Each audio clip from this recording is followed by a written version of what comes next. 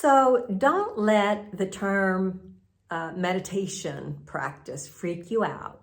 You do not have to sit on the floor cross-legged. You don't have to chant.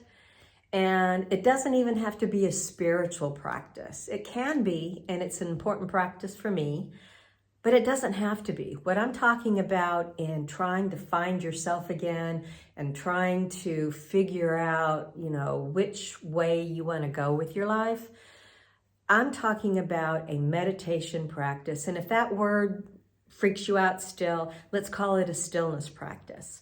I'm talking about a practice like any other practice, doing something so you can get better at it. Piano, tennis, French, stillness. We have such a tendency to constantly want to fix and do and fix and do. There's two objectives for this practice. It takes time and processing to take the information that you've already gathered, and to distill it and to process it. And you have to be still. You can't be constantly in this mode of doing and gathering in order for this to process and to become useful information. You can, things come to you when you're really not engaged with anything. An idea will pop into your head, maybe when you're in the shower or through a dream or when you're just sitting mindlessly working a crossword puzzle. It's that stopping the wheels that's important to do a lot of this processing. The other thing it's extremely important for, especially when you're in this stressful state of confusion, is it helps you to manage your thoughts, to control your mind. You have to practice, and the way to practice is to focus on something other than your mind. And typically the instruction is to focus on your breath. And if that is uncomfortable, then if you have a sound machine, turn on white noise or another sound that you focus on.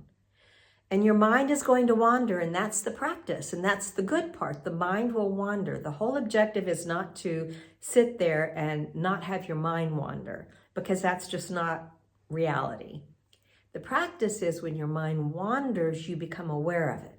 You don't get lost in it. It's like when you're scrolling through videos on TikTok or Facebook and you look up and a half hour has gone by.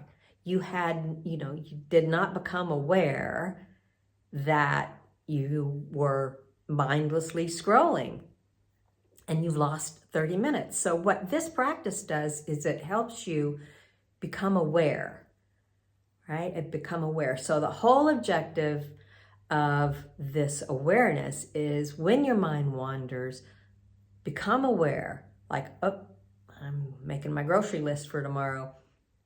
No good, no bad. There's no judgment. It's just, this happened. Bring it back to the breath or the sound, right? That's it. If just watching the breath is not kind of comfortable for you, then count your breaths, right? But stop when you get to 30 and then start over again. Because what you don't want to do is count the breaths and you'll end up at 47 and you will have kind of lost the focus on the breath, but you're still counting because that's you're on autopilot. So there's an awareness that's important, to be aware when your mind wanders, to bring it back.